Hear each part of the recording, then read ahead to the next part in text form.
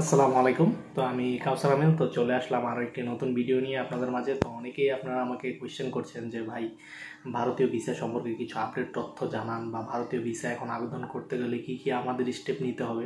তো সেই বিষয়ে আপনারা অনেকেই আমাকে কমেন্ট করেছেন বা মেসেজ দিচ্ছেন। তো ভারতীয় ভিসা রিলেটেড অনেক দিন ধরে এই ভিডিও তৈরি করা হচ্ছিল না। তো আমি সম্পূর্ণ তথ্য কালেকশন করে আপনাদের মাঝে নিয়ে আসলাম যে এখন বর্তমানে যারা ভিসার জন্য আবেদন করতে চাচ্ছেন বা ভারতে যেতে চাচ্ছেন, তারা কিভাবে আপনার ভারতীয় ভিসা আবেদন করবেন বা কি কি ভিসা বর্তমানে চালু রয়েছে সেই বিষয় নিয়ে আলোচনা করব। তো আশা করি সম্পূর্ণ ভিডিওটি আমাদের সাথেই থাকবেন, এবং আমার চ্যানেলে যদি নতুন হয়ে থাকেন তাহলে অবশ্যই চ্যানেলটিকে সাবস্ক্রাইব করে দিবেন। তো আপনারা সকলেই জানেন যে আপনার কোটা আন্দোলনের শেষ হওয়ার পরেই আপনার ভারতীয় ট্যুরিস্ট ভিসা বন্ধ রয়েছে। তো বর্তমানে আপনার ভারত সীমান্তের মধ্যে যে বর্ডারগুলো রয়েছে বাংলাদেশের সাথে, সেই সীমান্তে কিন্তু আপনার যাত্রীর সংখ্যা খুবই কম, এবং বর্তমানে ভারত বাংলাদেশকে আপনার কিছু ভিসা আপনার চালু রয়েছে, যেগুলো হচ্ছে আপনার মেডিকেল ভিসা, স্টুডেন্ট ভিসা, তারপর হচ্ছে আপনার ডাবল এন্ট্রি ভিসা এবং হচ্ছে এন্ট্রি ভিসা। তো এই ভিসাগুলোই আপনার বর্তমানে চালু রয়েছে। তো অনেকেই আপনারা জানেন না হয়তো যে এই ভিসাগুলো কিভাবে আবেদন করবেন বা কিভাবে স্লট পাবেন, সেই বিষয়ে অনেকেই আপনাদের ধারণা নেই। তো আপনারা যারা আপনার দ্রুত ভিসা আবেদন করতে চাচ্ছেন বা স্লট নিতে চাচ্ছেন, তারা চাইলে আপনাদের আশেপাশের যে আইবেক্স সেন্টারগুলো রয়েছে, মানে আপনারা যে আইবেক্স সেন্টারে আপনাদের ডকুমেন্টগুলো সাবমিট করবেন, তো সেই আইবেক্স সেন্টারের আশেপাশের দোকানগুলোতে আপনারা যেতে পারেন। তারা আপনার সম্পূর্ণ ভিসা আবেদন শুরু করে, কম্পিউটারের দোকান থেকে ভিসা আবেদন শুরু করে তারা আপনার সম্পূর্ণ ফাইল সাজিয়ে গুছিয়ে দেয়, এবং তারা আপনার অ্যাপয়েন্টমেন্ট ডেটটিও বলে দেয় যে আপনি কবে আপনার ডকুমেন্টসগুলো সাবমিট করবেন এবং কী কী ডকুমেন্টসগুলো বর্তমানে প্রয়োজন হচ্ছে আপনার ভিসা দেওয়ার জন্য। তো আপনারা চাইলে তাদের সাহায্য নিতে পারেন। এটি হচ্ছে আপনার সবথেকে ভালো উপায়।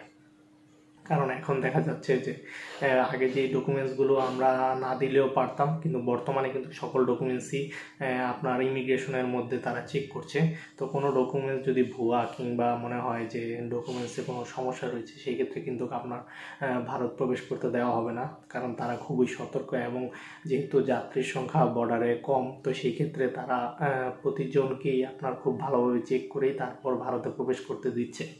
তো এই বিষয়গুলো অবশ্যই মাথায় রাখবেন। তো আমি আপনাদেরকে সাজেস্ট করব, আপনারা কোনো দালালের সাথে কন্ট্যাক্ট না করে, আপনারা যেহেতু কম্পিউটার দোকান থেকেই আপনারা ভিসা আবেদনটি করে থাকেন, তো সেই ক্ষেত্রে আপনাদের আইবেক্স যেই সেন্টার রয়েছে, সেই আইবেক্স সেন্টারের আশেপাশে কম্পিউটার দোকান থেকে আপনারা ভিসা ডকুমেন্টসটি আবেদন করুন।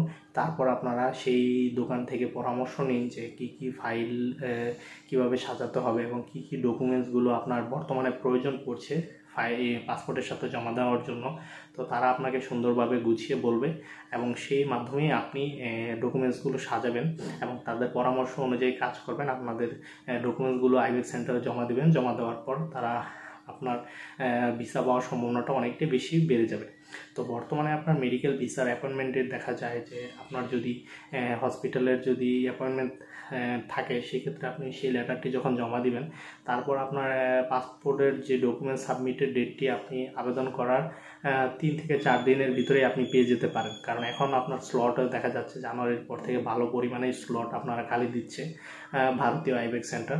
তো যারা যারা মেডিকেল ভিসা আবেদন করতে চাচ্ছেন, তারা এই সময় আবেদন করতে পারেন, এবং আবেদন করে আপনারা সঠিক ডকুমেন্টসগুলো যদি দেন, সেক্ষেত্রে আপনাদের ভিসা মিস হওয়ার সম্ভাবনা খুবই কম। তো সকলে ভালো থাকবেন, সুস্থ থাকবেন। আসসালামু আলাইকুম।